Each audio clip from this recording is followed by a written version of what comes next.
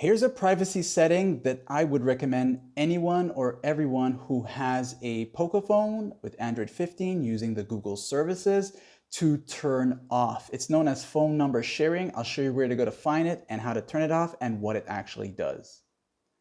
To find this feature, use the quick access, and with HyperOS 2, you're looking for the settings toggle right here. Once you tap on it, you'll be taken to this section here, then go down to where it says Google, or sometimes on some phones it may say Google Services. So it would be this one right here.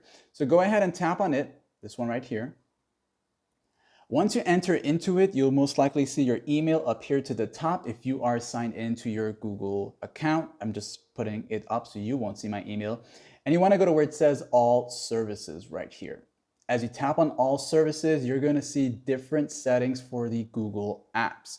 Then I want you to go down to the privacy section, past all of that, and you'll see the autofill area.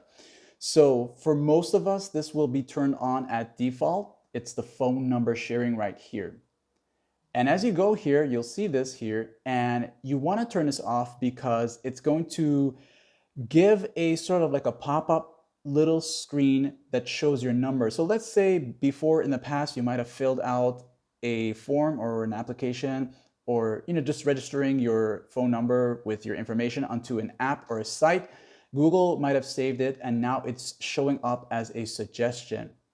And you don't want this to be showing up all the time because you might accidentally put it in without you knowing, and then that's going to save your number and you might show it to other third-party people who you don't want to share that with. So make sure that's turned off so that the suggestion will never be there. You'll just have to manually put in your number, which is the safer way. So turn it off. You can always come back and turn it on if you want to, like and sub.